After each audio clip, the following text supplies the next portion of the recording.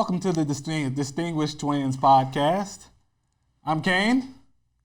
I'm Vincent, Professor Anderson, Professor Ukilla. You don't have to lean over. Oh, my bad. Today is our birthday, 34 years old. Cheers, one more time. Cheers, mate. And you got to make a wish and blow it out, okay? Okay, I got you. You ready? Yes, sir. All right. Cheers, mate. Cheers. Excellent. Happy birthday to you, brother. Happy birthday, sir. How old are you today? I just said we're 34. Oh, well, Yeah. shit, my bad. My bad. Moving on. Do you know how old you are? Yeah, I know how old I am. And just so you know out there, I am the big brother. Just saying, this is my little brother, Kane. You know, although we're the same age, you know, the universe, for whatever reason, chose me as the big brother. So growing up, I always kept Kane out of trouble, kept his nose clean. You know, just took him under my wing, and I helped to raise him up. So, you know. But, you know, the job of a big brother is never done. So it is what it is. Wow.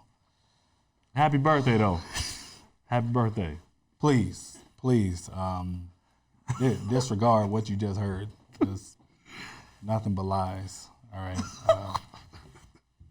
Nothing but lies. He's 8 minutes older than me.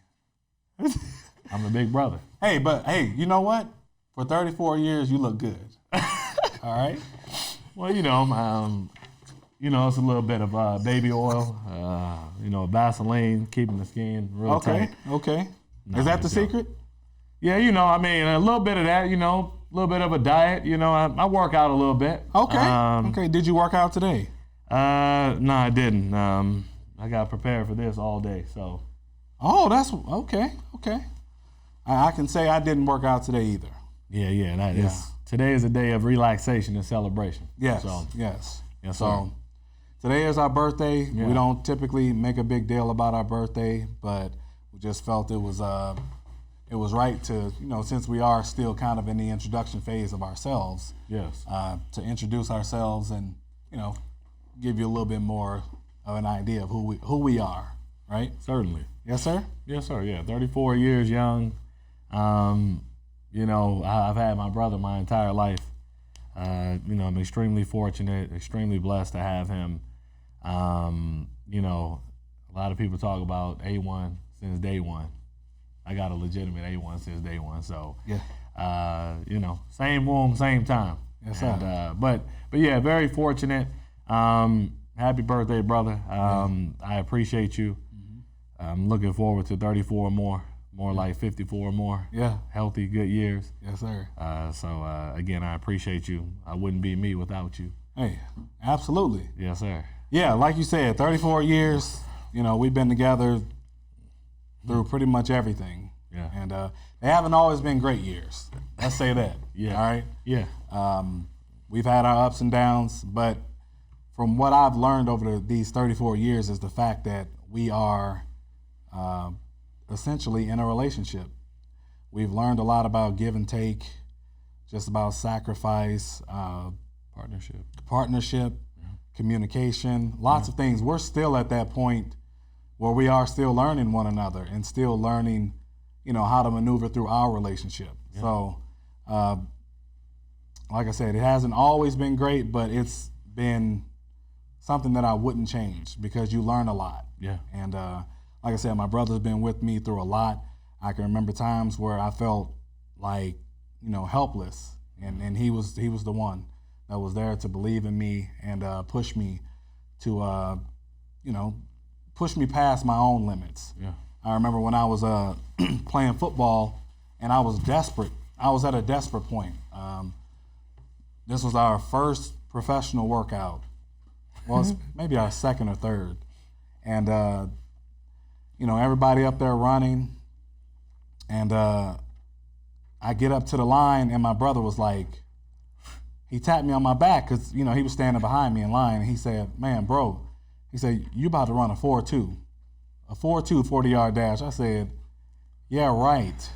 I'm like, what is he talking about? So I got down in my stance and I fired out. And I ran a 4.26, right? At that time, I was 6 feet, 215 pounds. And so when I got through the line, the coach, called me over. He said, "Do you know what you just ran? Well, what do you typically run?" I said, "Well, I think I ran a 4.3 before." And he said, "You just ran a 4.26." I said, "Yeah." And he said, "Can you run it again?" I said, "Yes, sir." I ran back down, hopped in front of the line. I ran a 4.28. So it was just, I'll never forget that, because I was thinking in my head, like, man, I hope I can at least hit just a 4.3, which is very fast for that size. We were playing defense at the time. I was a safety. He was a safety. I was a strong safety. He was a free safety. Yeah. But when I hit that mark, it was just like, nobody else would have told me that. No. Nobody. We trained together. We worked out with ourselves. And because we wanted it, it happened. We put in the work, and it happened. And that day, what did you run? I ran a 4.28. 4.28? Yeah, I think I ran a 4.28 and a 4.29. Yeah. Yeah, 4.27. 4.27, I know you ran the fastest time. Yeah. Yeah, I mean, between us, yeah. Yeah, between us, definitely. But yeah, it was a great day. Yeah. It was one of those moments where, you realize that no matter where you are, how far we've gone, that as twins, as brothers, we always shared a lot of the same interests, and then therefore you always have a more so built-in support system no matter where you go. Exactly. And so being a twin can help you, and it can also hinder you. Yes. I can certainly say that my social skills were somewhat delayed, simply because I always had my twin brother. So no matter where I went, when we played football, when we went to college, we've even worked together. Yeah. Just some odd jobs or what have you. So no matter where we've been, I've always had my twin brother. So I'm very fortunate, like I said, no matter how far life has taken us. And again, we're embarking upon this new podcast journey. Yes. I'm excited about it. Yes. I have no doubt in my mind that I have the best man in the game to do such an endeavor with. So again, I'm excited. I'm appreciative. 34 years in this. We got a lot longer to go ahead and explore our relationship. Yeah. And continue to grow with one another. But like I said, this is my brother. Yeah. I appreciate him. He taught me a lot. I wouldn't be me without him. Likewise. The feeling is mutual. And yes, I'm sure it's pretty obvious for you all as well. You with someone for 34 years. Yeah. They're going to influence you in more ways than you know. Mm-hmm. So. Yes, sir. And with that being said, today you wanted to, I know you mentioned something about a topic you wanted to speak on. Yeah, well, I mean, last week, which we're extremely appreciative for everybody who... We are very, very appreciative. Everyone who watched, round of applause, who commented, who liked, who shared the videos. The support and the feedback was absolutely... It was unexpected, but it was unprecedented. I mean, we certainly were extremely taken aback, blown away, extremely humble, and extremely appreciative for you guys for supporting us. Yes. And from the one segment where we touched on confidence, we had several viewers and listeners who, whether it was on social media, in person, even got a couple emails. Yes. A few people wanted to know about confidence. What does it take? You know, is it a skill that you're more so born with, or is this a skill that you actually have to work to acquire? And so, and from my understanding, confidence typically is going to grow and show its face when you prepare properly. Yes. Such as what my brother just mentioned, as far as us running so fast, running some of the fastest 40-yard dash times, especially for individuals our size. So what it took for us to get to that point, what it took for me to stand behind my brother that day and say, you're going to run a 4.2, is because I knew that he prepared much harder, much more thoroughly than anybody that I'd ever known. So he trained his butt off. He pulled 300-pound sleds through parking lots, through fields, ran hills, ran mountains, you name it. And so I knew the type of work that he had put in. And so when you talk about being confident about something, it's because you prepared yourself. Yep. I use the analogy with one of the commenters on social media. If you have a test coming up, say in a week, when you go into this test, do you want to feel like this is something that you're going to dominate, or do you want to feel like this is something that it's a 50-50 toss-up. You're unsure of how you will perform. And so naturally, if we have a test coming up, we're going to prepare properly. We're going to ask the questions that we need to our professor, our teachers. We're going to get with individuals in the class who we believe are proficient in the subject, on the topic, so that we can gain maybe different perspectives. We may even go online, look for additional e-resources or what have you. So you're going to do everything that you can to ensure when you go into this test that you're prepared. Yes. And so preparation is key, and you want to be confident on top of that. So you want to go in confident.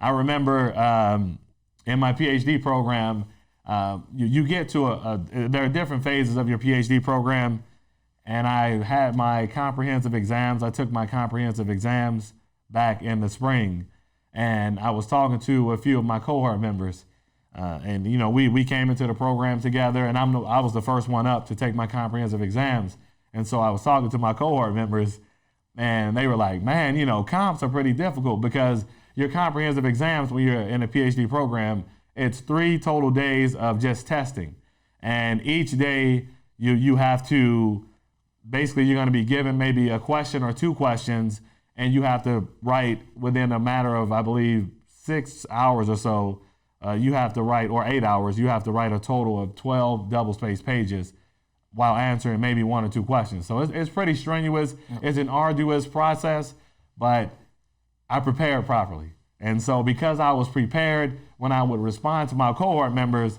they're just looking at me like, wow, you're pretty confident. You're pretty confident because they understand not everyone passes their comprehensive exams.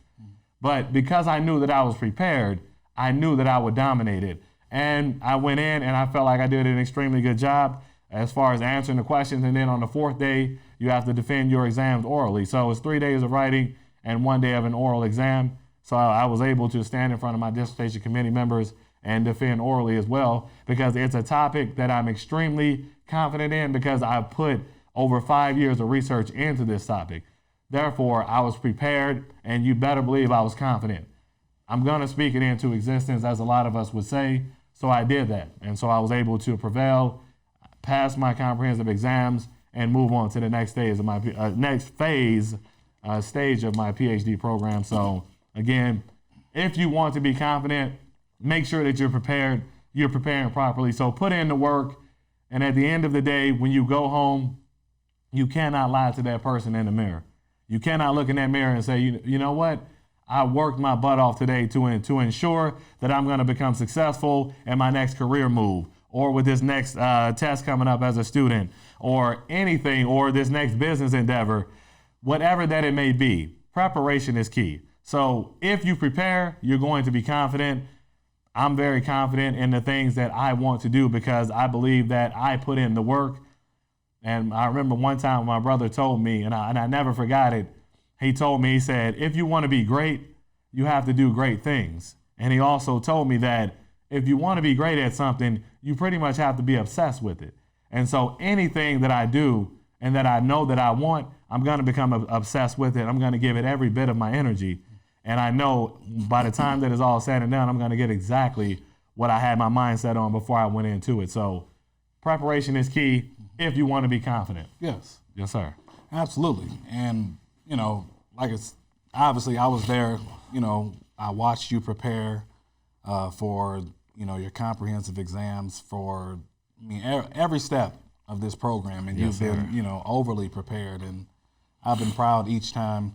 And every time that you passed or whatever, and I know you're on the final stretch, I was never surprised because I watched you prepare. I appreciate it. Yes, sir. And, with that being said, when it comes to, since I was thinking about business. Yes, sir. Right? When you talk about being prepared, I was reading some research, and it was speaking on whenever, it doesn't matter, what your background is, how much money you have, nothing. When you want to go into business with someone, or if you're seeking investments, anything, the number one thing you must do is be prepared. Mm-hmm. Some people think that because they're good at something, yes, because they might have a group around them who touts them as the best. Yes, sir. You are the best personal trainer ever, right? And so immediately they're thinking, yeah, all I need to do is get in front of the right person. Yes. They're going to think I'm the best as well. Yes, sir. But that's the wrong approach to take, because I feel like people, of course, it's great to have that support from your group. Yes, sir. The people close to you. Yes. But you have to prepare as if you've never trained a client in your life. There you right? Go. Yes, sir. When you go in and you're going to meet with these people, you need to have all the research done if you want the money, depending on what you want to do in whatever industry. If I'm talking about personal training, then let's say I want to own my own gym, yes, and sir. I need an investor. That investor needs too much information. There you go. Right? Absolutely. Because you might look like a god, yes. right? Physically, you might look fantastic. Absolutely. And like I said, people might praise you. Yes. And that alone, that definitely plays in to your cognitive legitimacy yes, whenever sir. the investors are looking at you, yes, right? Sir. They're always going to want to know where you are, who you are, what environment you dwell in, how do people respond to you. They want to get a feel for who you are. Yes, sir. And if you prepare, yes. if you prepare the right way and you have that, then it's almost a slam dunk. Yes, sir. If that person is looking to invest in the fitness industry. Exactly. Essentially. So, okay. And with that being said, I want to transition to the board, yes, and we're sir. going to talk about investments for entrepreneurs, the initial phases. Okay, because you just stated a term, cognitive legitimacy. Yes. I know what that is. Yes. But some of our viewers and listeners may not know what it is. So exactly. I certainly want to hear a little bit more about it. Awesome. Yes, all sir. right. Right now we're going to go to the board. All right. Right. Cool. Welcome to Business Talk with Kane. Today we're going to talk about the beginning stages for entrepreneurs. Right. Typically, as an entrepreneur, when you sit and you think, well, before you become an entrepreneur, there's two different scenarios that are two main scenarios that I've experienced. There are different scenarios, but these are the two that I want to highlight. So the first one is the investor, right? So you sit and you say, you might come into some money from a life insurance policy, you might win the lottery, you might get a job, and now you've cut down on your expenses. Now you're really lean. You have this additional income coming in, and now you say, man, I want to make some more money without working for it. I want to make my money grow, right? So when you become an investor at this point, you want to become an entrepreneur, right? So there's two things about becoming an investor. There's multiple things to consider when you do become an investor, but the two main things that I want to highlight are, if you're going to invest, the first main thing you want to know is the industry that you're investing in, right? You might not work in this industry, however, be willing to do the research that it takes in order to be successful in this industry if you're going to put your money in it, right? I don't believe in just throwing my money at anything that sounds good. Just because, Apple is doing well, it doesn't mean that that's your best investment right now. Know what you want to invest in, right? And the second thing is to diversify. So if you have $100,000 sitting, or say you have an additional $10,000 a month coming in income, you want to diversify that money if you're going to invest it. You might have $100,000 and you might want to just take 50 and invest it, right? Do not put all of your money in one investment. If that investment falls through, you are back to square one. Now you are no longer an investor at that point. So take your time, always be patient, do your research, and be patient. You don't have to hit a home run with every investment. You can have a bunch of small investments that add up to a home run. Sometimes people get lucky and hit that home run. All right, the second scenario is the talent, right? So I was a personal trainer, right? I trained in college. I played professional football. While I was playing professional football, I made money. I got tired of playing football. And I said, man, instead of killing myself physically, mentally, every day for, the next few years, I figured I can take my money and invest it into fitness. And at the time, my mentor, Toby Wright, my former mentor, he was actually beginning to start a new gym, and he gave me an opportunity to join him and investing in that gym. It was a great experience. I learned a lot. That was my first investment, right? Now, you can take your own money and invest it, or you can seek partnership as well so you can invest together. You might have $25,000, but you need 50, so you go and try to find a partner. That way, obviously you put your money together, now you go into partnership, and now you become, co-owners or whatever business you go into, right? Now, the main thing that this presentation will highlight is when you seek investors to invest in you. That's one of the hardest things to do, is to get people to believe in your vision, right? So when you come to investors, the main thing with what they're looking at you, when they're looking at you, the thing that they're thinking in their mind is, it falls along the lines of cognitive legitimacy, right? So cognitive legitimacy means, do you know enough about this industry, and do you know what it takes to be successful in this industry? Just because you are a good personal trainer, it doesn't mean that you can be an owner. It doesn't mean you know ownership. So your experience can make you more valuable at that point if you've had leadership and higher levels.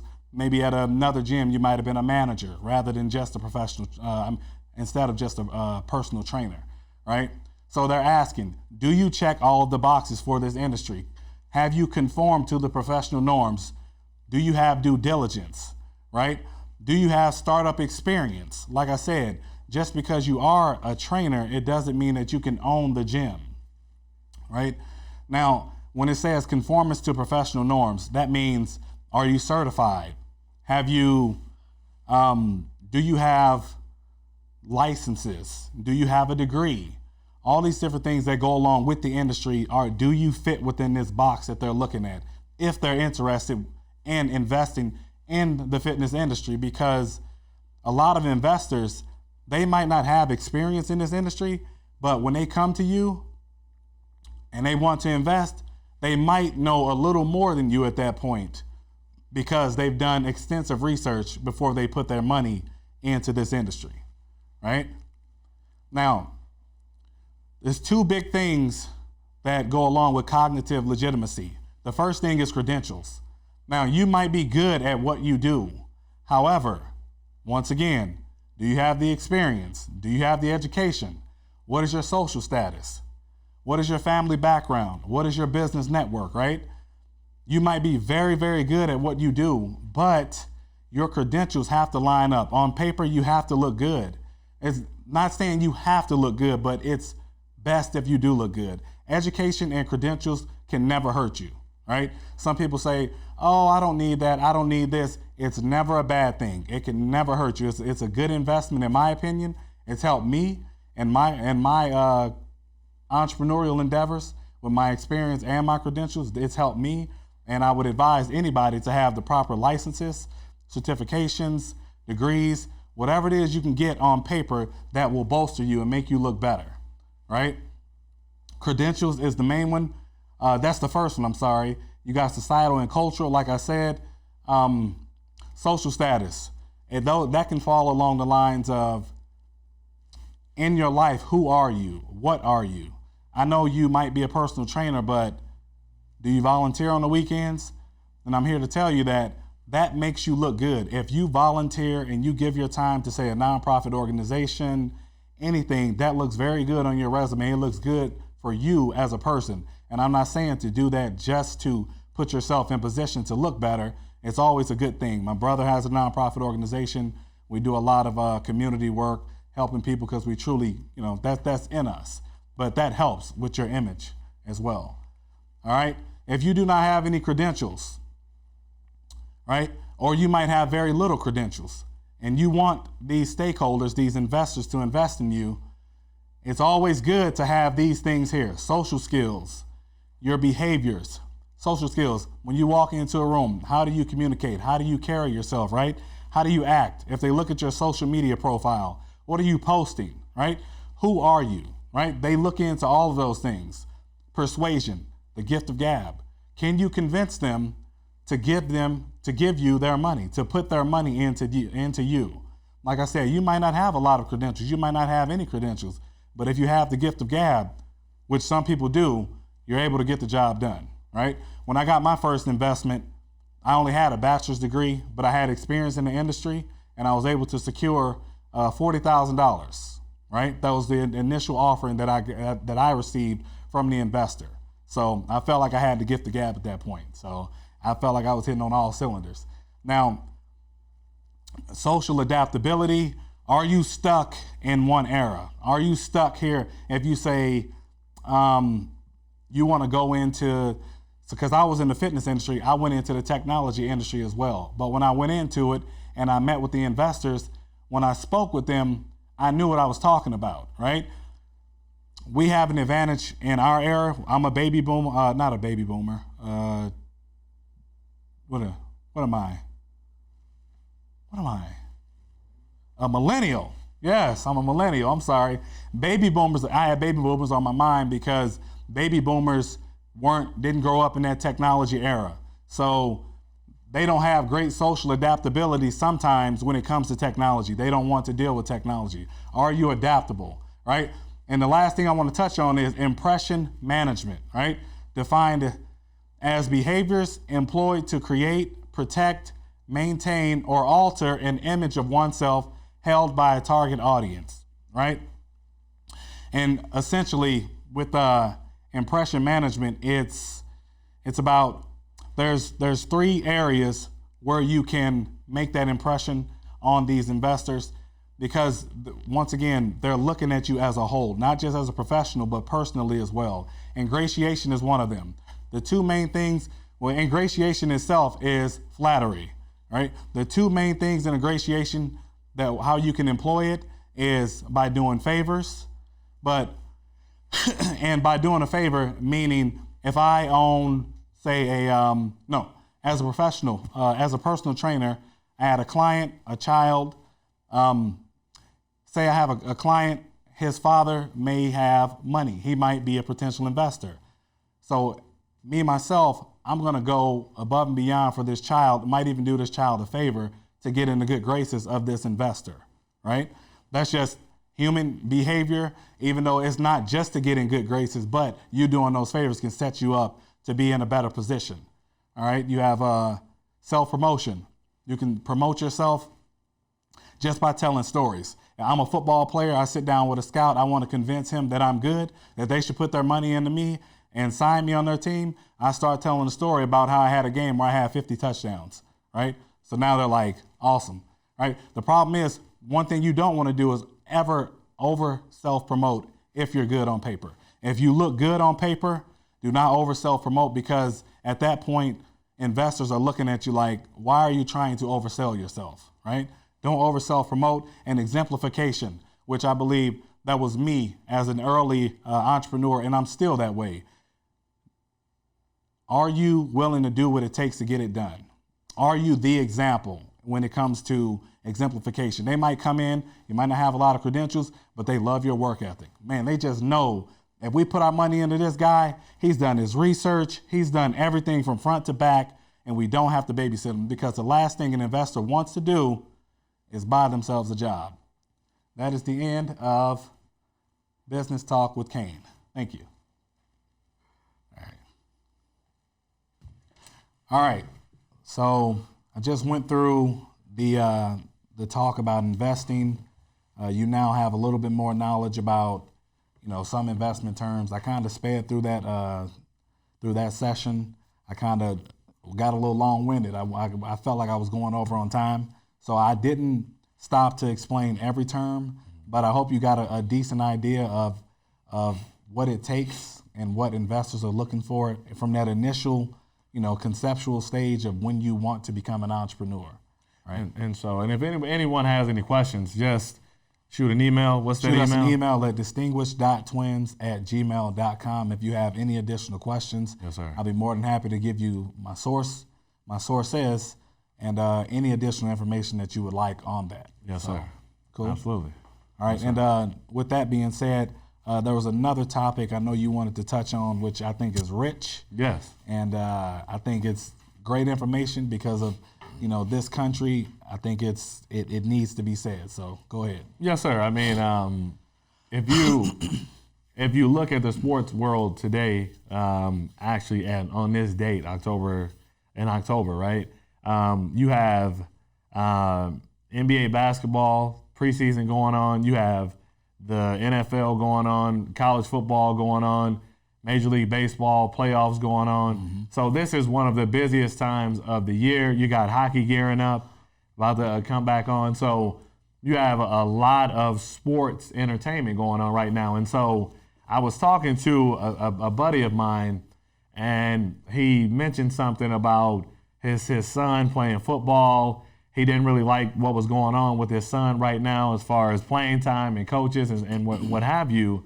And so it got me to thinking, and as a professor of sociology, I also teach a class on, it's called Sports and Society. So we're talking about sports and pretty much how our society and sports are more so a mirror of one another. If we really look at the hierarchies which exist, if we look at some of the disproportionate treatment of certain athletes and certain players of certain demographics and backgrounds. So I delve into a lot of topics, and one of the greatest topics, which is consistently reiterated throughout the textbook, which I selected for my class, is something called the Great Sports Myth. And if we look at the Great Sports Myth, what it basically states is we naturally are socialized to believe that sports are inherently good. And so when we think about sports, we say, yes, okay, great, I'm going to get my daughter in softball or basketball or gymnastics or what have you. My son, I'm going to put him in basketball or football or baseball or hockey or what have you. And so we say, okay, cool, we're going to do that. They're going to be active. They're going to build friendships. They're going to learn how to socialize, so on and so forth. But the one thing that we neglect as parents and just responsible individuals who oversee children in sports is we don't always think about the adverse effects of which these sports environments can have. Now, I wouldn't say just keep your kids out of sports because there are some bad things which they can pick up in sports. I would never say that. What I will say is properly vet the coaches that you're going to leave your children around, properly vet the institutions that you're going to send your children to.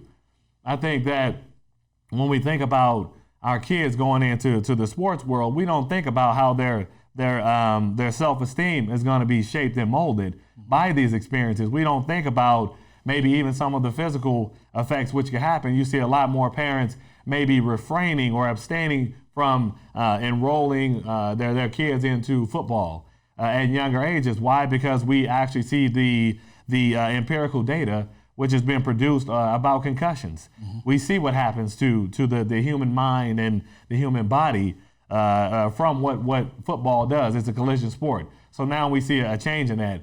But also, again, developing that self-esteem, that self-image, that self-identity. Well, you want to make sure that you're placing your kids into a healthy environment. For an example, my brother, as you can clearly see, he's an African-American male. Growing up, since we first started playing football, my brother started out, he was a quarterback.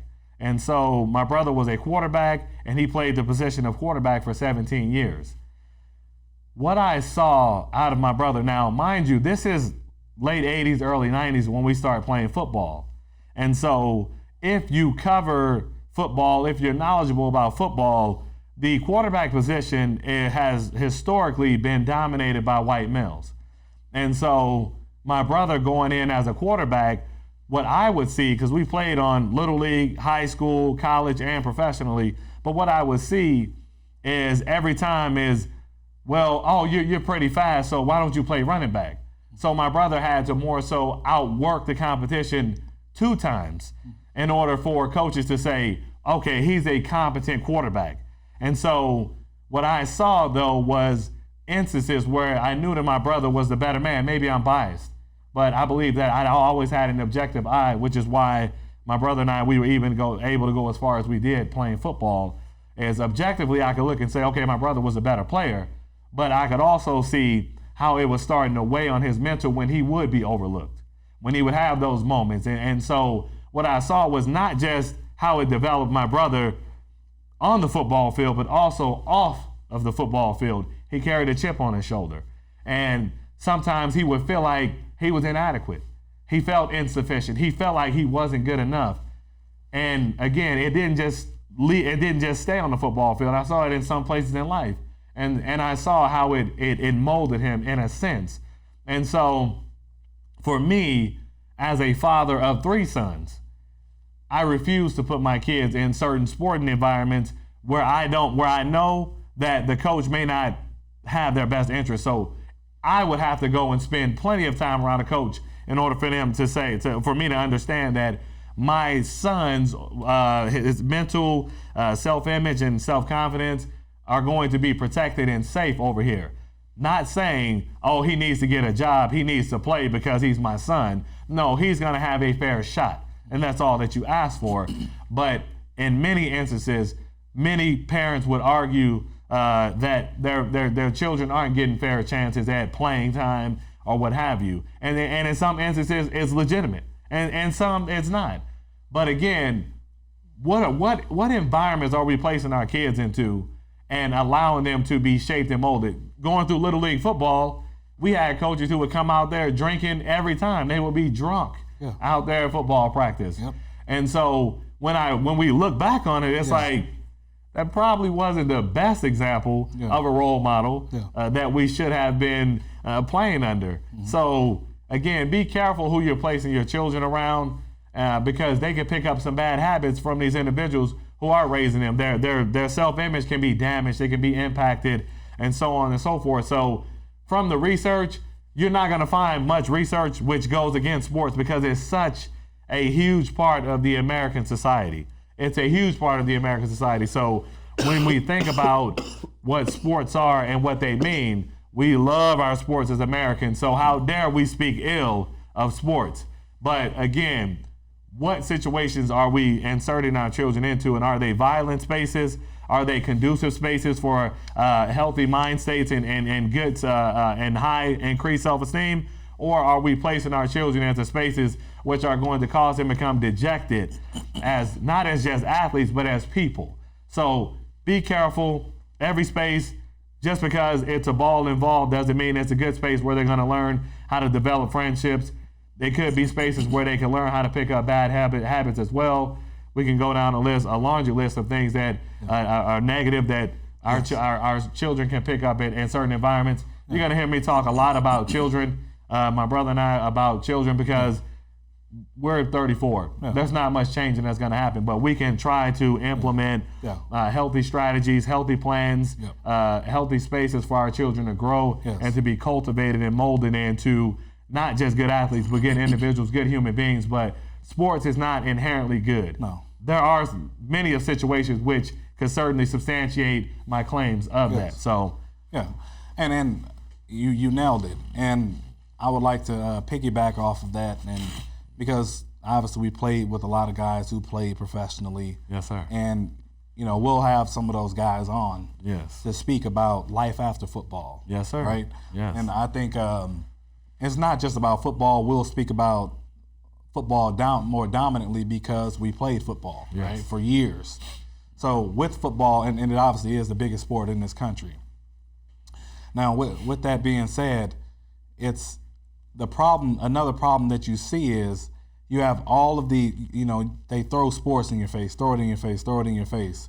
And you have all of these kids, they all think they're going to be professional athletes, right? Yes, sir.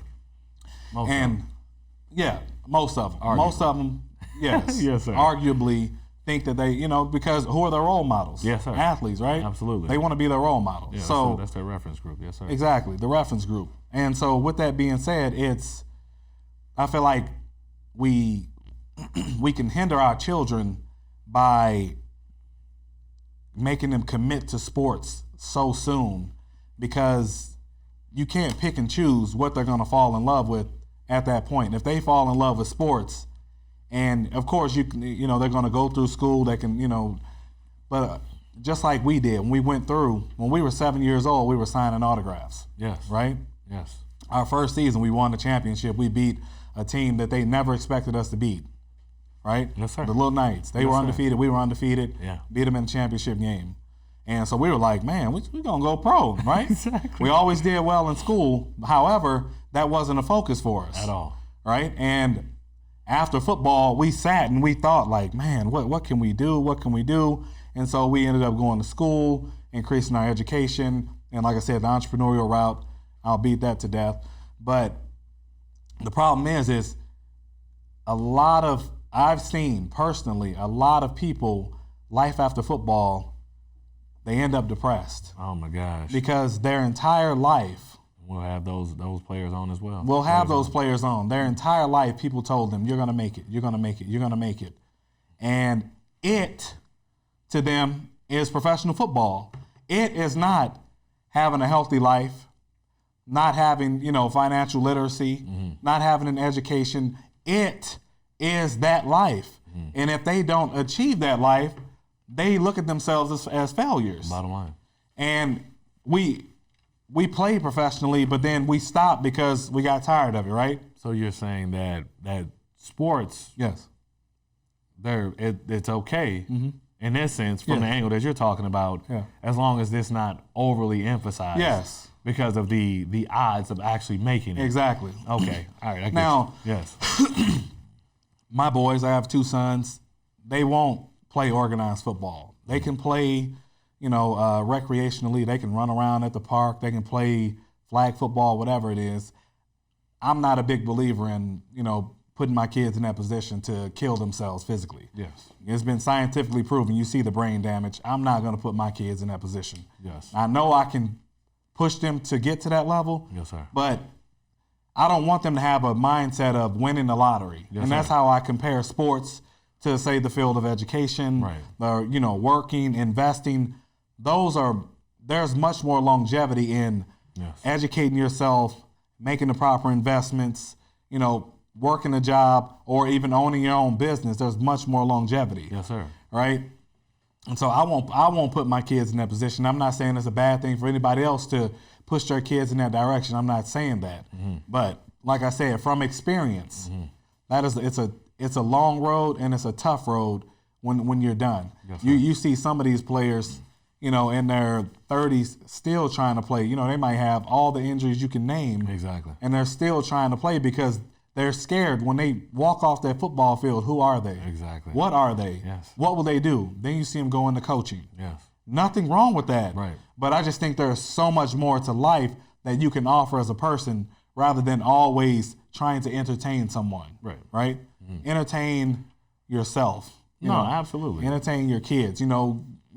Give back, help people, right? Yeah, yeah. And again, it's nothing wrong with someone wanting a sports life, right? No. There's nothing wrong with it, but the one thing that we have to be willing to come to terms with is there are only so many positions available. Yes. And so just make sure that our children are diversified. Yes. Make sure that they know that just as much as they can become a professional athlete, Yes. they can become a professional in another realm. Yes. So whether it may be teaching or whether it may be the medical field or Yes. the legal industry, the legal field or what have you, whatever that it may be, Yeah.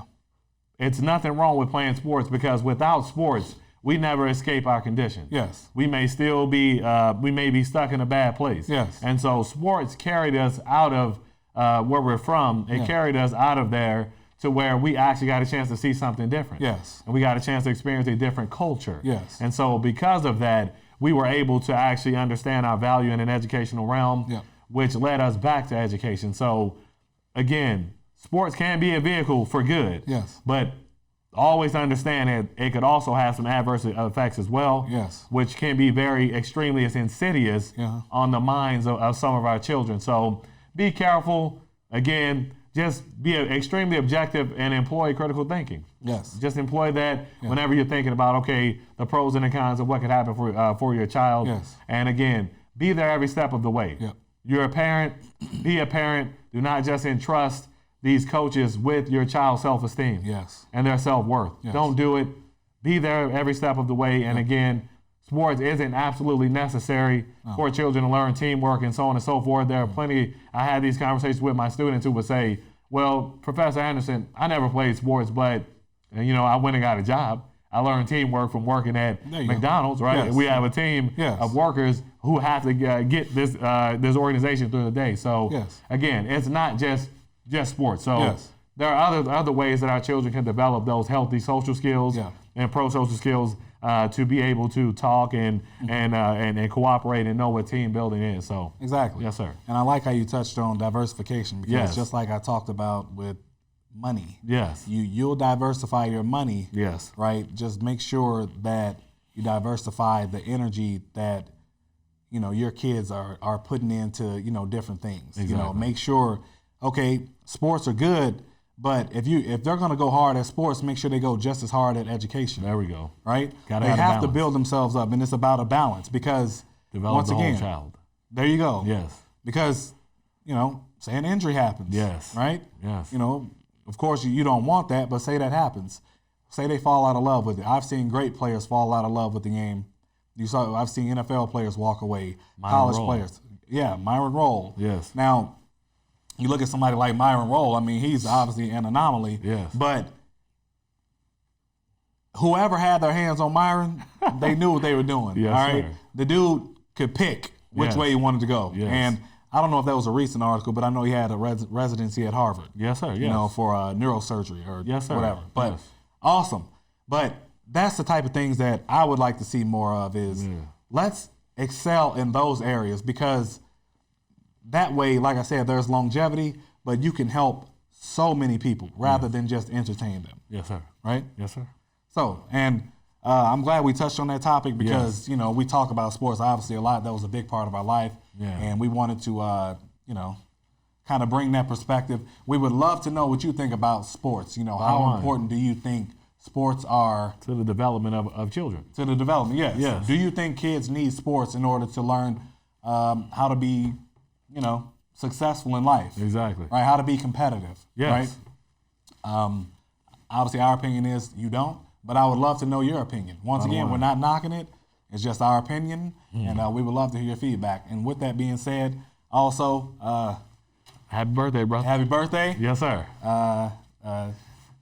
Have fun again with you today. Yeah, I appreciate it. Yes, sir. You go home and relax. Will do. And you Relax. do the same. Yeah, I'll do the same, and we'll pick it back up. Yes, right? sir. All right. Now, Appreciate you tuning in. yes. And with that being said, thank you. Thank I know you. I say with that being said a lot, but thank you for Yes. tuning in. And I wanted to say thank you as well to all the people who supported the first episode. Thank you. It gave Seriously. us much more just confidence to come back and do the second one, and we'll Exactly. continue to put it out over and over and over again, and we'll continue to make sure that we bring good content. So Exactly. thank you, and we will see you on the next show. All right. Bye.